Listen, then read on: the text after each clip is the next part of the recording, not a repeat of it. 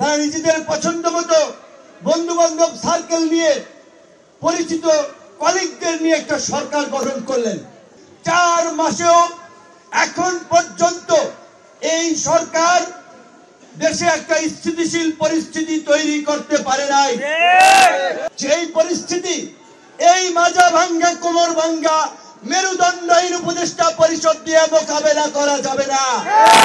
এইখানে এই ফ্যাসিবাদ তৈরিতে সহযোগিতা করেছে আমাদের একটি বৃহৎ প্রতিবেশী রাষ্ট্র ভারত।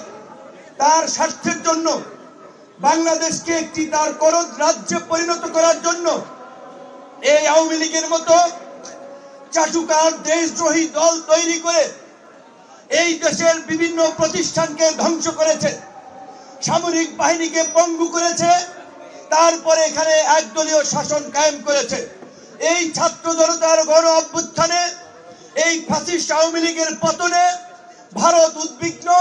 ভারত চেষ্টা করছে নানান ভাবে এখানে আরেকটা প্রতিবিপ্লব ঘটাতে, অস্থিরতা তৈরি করতে, এবং তার পরিপূর্ণ লক্ষণ আমরা দেখতে পাচ্ছি।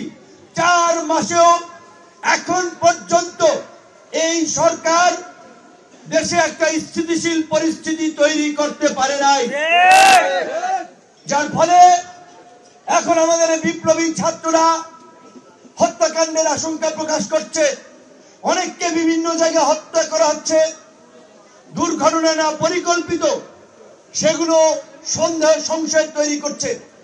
অর্থনৈতিক পরিস্থিতি এখনো একই আছে, বাজার ব্যবস্থা অস্থিতিশীল। কয়েকদিন আগেই দেখেছেন সয়াবিন নিয়ে লঙ্কা কাণ্ড হয়েছে। আমরা বারবার বলছিলাম এইটা গুটি কয়েক ব্যক্তি এই পরিস্থিতি মোকাবেলা করতে পারবে না, আপনারা জাতীয় সরকার করেন।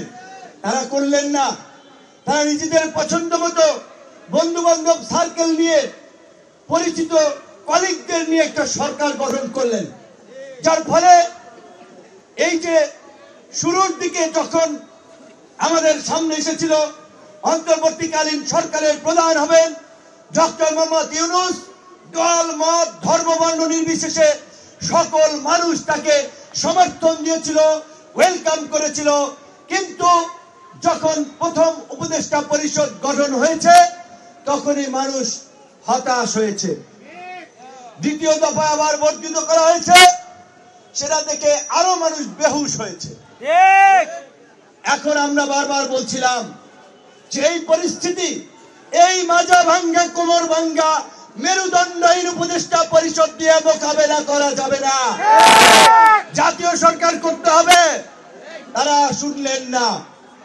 তারা তাদের সিন্ডিকেটের বাইরের কোন লোককে সরকারে ঢুকাতে পারলেন না, যার ফলে এই 5ই আগস্ট, এই জুলাই বিপ্লবে ফ্যাসিস্ট হাসিনার পতনকে কেন্দ্র করে আমাদের মধ্যে যে জাতীয় ঐক্য তৈরি হয়েছিল, আজকে সেই জাতীয় ঐক্য এখন বিভক্ত হয়েছে। জাতীয় ঐক্যে ফাটল ধরেছে। প্রধান উপদেষ্টা নির্বাচনী রোডম্যাপ সম্পর্কে ধারণা দিয়েছেন। আপনারা যদি সংক্ষিপ্ত নির্বাচন কেন্দ্রিক সংস্কার চান, এই 2025 সালের শেষ দিকে ডিসেম্বরের মধ্যে নির্বাচন হতে পারে। আর যদি বৃহত্তর জন আকাঙ্ক্ষার আলোকে কার্যকর সংস্কার চান, আরো 6 মাস লাগতে পারে। সেখানে ইতিমধ্যেই বিভিন্ন রাজনৈতিক দলের মধ্যে কিন্তু মিশ্র প্রতিক্রিয়া তৈরি হয়েছে, এবং বিশেষ করে এই আমাদের ছাত্র নেতৃবৃন্দ সংশ্লিষ্ট নাগরিক কমিটি এবং ছাত্রদেরও কিছু কর্মকাণ্ডে মানুষ আরো ব্যথিত হচ্ছে, হতাশ হচ্ছে। নতুন দল গঠন করা হবে, সেজন্য আওয়ামী আমলে বিনা ভোটে কেন্দ্র দখল করে কাউন্সিলর, উপজেলা চেয়ারম্যান, মেয়র হওয়া, তাদের কাছে সহযোগিতা চাওয়া হচ্ছে। তো এই ছাত্র জনতার বুকে যারা গুলি চালালো, ফ্যাসিস্ট হাসিনাকে যারা বিনা ভোটে কেন্দ্র দখল করে নির্বাচনে বৈধতা দিয়ে ক্ষমতায় রাখলো, তারা যদি আবার দায়িত্ব ফিরে পায়, এই সরকার আমলে দায়িত্ব পালন করে, এটা বিপ্লবের সাথে প্রহসন হবে। অবশ্যই ওয়ার্ড পর্যায় পর্যন্ত জেলা, উপজেলা, পৌরসভায় আজকে জনপ্রতিনিধি না থাকায় যে সংকট তৈরি হয়েছে, এই বাস্তবতা আবার আমাদের পক্ষে মোকাবেলা করা সম্ভব নয়।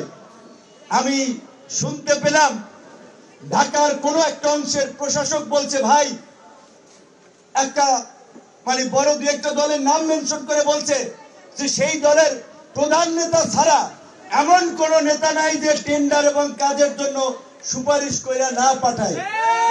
এমনকি এখন আর কর্মী নাই, বুতাম ঠিক নাই, পায়ের জুতা ঠিক নাই, সেবা হিসেবে আমি নেতা, যে আমার কাজ দিতে হইবে।